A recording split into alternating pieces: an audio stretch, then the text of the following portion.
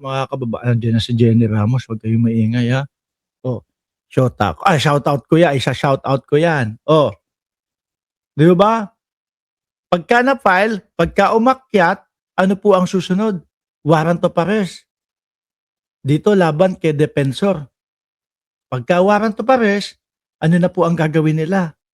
Tago-taguan na po. Di ba, Ma'am Neng Gigi, kabalik lang ng bakasyon. Oh, shoutout sa iyo. Saan ka nagbakasyon? Ha? Ay, mukhang oo nga, nandiyan ka sa bakasyon, oh. Tingnan mo, pinalitan mo pa yung profile picture mo, legs na lang yung pinapakita mo. Oh, salamat sa iyong pagbalik dito sa ating channel. Susunod, warrant of arrest na ang kakaharapin. Nitong si Boss B, aka Ngot B. Aray ko po. Biruin mo, ano? Padre de pamilya ang nagsadlak sa pamilya niya para yun, yung mga may mga ganyan, may mga kaso. Eh tayo, naku, wag ho natin hahayaan mga kababayan na talagang pati po yung mga pamilya o yung anak, asawa, eh masasama pa sa mga ganitong gulo. Anyway ho mga kababayan, speaking of gulo, pag-usapan naman po natin yung gulo na nangyari po doon sa Senado nung umpisang-umpisa na si Alan Peter Cayetano ay naging Senate President na. Ito muna ang pag-usapan natin. Ano po, bakit? Nung unang araw ni Alan Peter Cayetano, mga kababayan, ang bumungad agad ho sa atin ay yung mga putukan, barilan at mga pagsisinungaling ni Alan Peter Cayetano. Kaya daw po siya ay natutuwa o nagagalak sa kadahilanan na sino ba naman daw ang hindi matutuwa kung ikaw ay ibinoto nang hindi mo kinakausap yung mga miyembro ng Senado na ikaw ay iboto bilang Senate President. Tapos malaman-laman natin kay Robin Padilla na meron palang pagpapatawag ng meeting si Alan Peter Cayetano at ginanap daw po doon sa isang bahay ng kaibigan sa Forbes Park, mga kababayan, dahil mayroon na daw po silang bilang na 12. No? At meron daw pong darating na panlabing-13 na nakita din po natin mga bossing at ibinalita na nakasakay si Ronald Bato de la Rosa sa isang sasakyan po ng Cayetano. It's either kay Pia or kay Alan Peter Cayetano. Ngayon no, mga bossing, kasi kaya ko inumpisahan dyan, alam ko sa sarili ko, yun yung tamang pag-uumpisa eh. Dahil, mga bossing, Alan Peter Cayetano, Robin Padilla at ex-OSAA, Mau Aplasca, no, Sergeant at Arms, ilang araw lang, palit na. Oh, binibigyan na lang po sila ng 15 araw upang ipaliwanag yung mga kaganapang nangyari doon sa Senado. At ako ho ay naniniwala na ang pinakaulo, ang pinakapinuno at ang pinaka mayroong kumbaga ano tawag dito? Pinaka pinuno o leader ng mga naganap na ganito ay wala pong iba kundi si Alan Peter Cayetano. Bakit po? Sabi ko nga sa inyo, simula umpisa, sabi ni Robin Padilla, may pagpatawag po sa amin si Peter, no? Na meron daw po kaming pagtitipon doon sa bahay sa Forbes Park dahil may bilang na kaming 12 at dadating si Bato de la Rosa pang 13. So sa makatwid, ibig sabihin, ang kumumbinse kay Ronald Bato de la Rosa, wala pong iba, syempre si Alan Peter Cayetano upang iboto siya bilang Senate President. Ngayon, naipit si Bato de la Rosa. No? Naipit si Bato de la Rosa doon sa Senado. At doon nga po natin nakita yung pagmumukha ni Bato de la Rosa na nangasim. No? Na namutla, mga kababayan. At tipo bang parang yung utak sasabog na.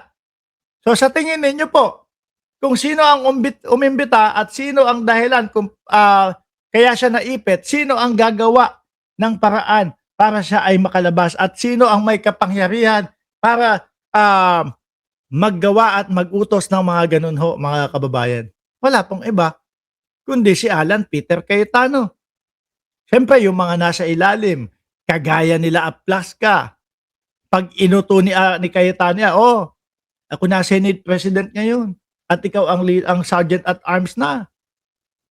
Kailangan mailabas natin 'to. Tayong dalawa hindi tayo mapupunta dito kung hindi dahil kay Bato de la Rosa, ganyan lang naman 'yan, 'di ba?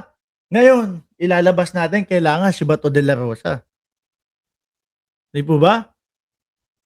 Hmm, gumawa tayo ng eksena, gumawa ka ng eksena para mailabas natin 'to. Malaki utang na loob natin dito kay Bato de la Rosa, tignan mo yung mukha, namumutla na.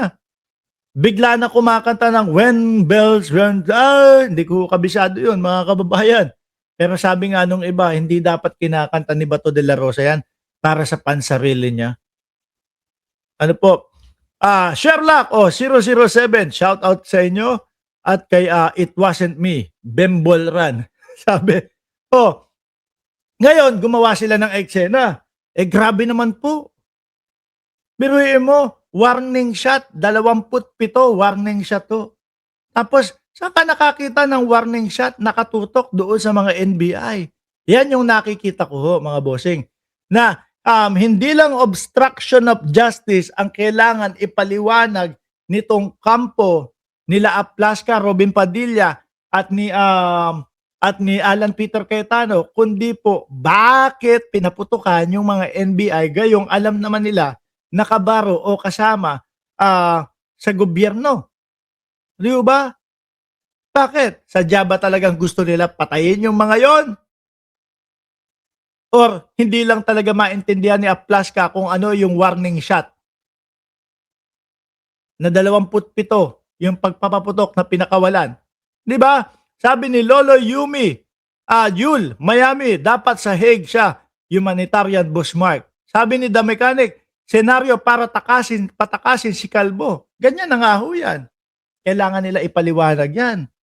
Ano po? Paano mo ipapaliwanag yung buntot-buntot si Robin Padilla, si Bato de la Rosa, tsaka yung babae na taga-bitbit o kung whatever? Paano mo ipapaliwanag na hindi mo ipinataka si Bato de la Rosa na sakay-sakay nung van ni Robin Padilla na ipinagyayabang pa? Yan po yung pinaka humble na SUV sa loob ng Senado kasi Fortuner lang daw po.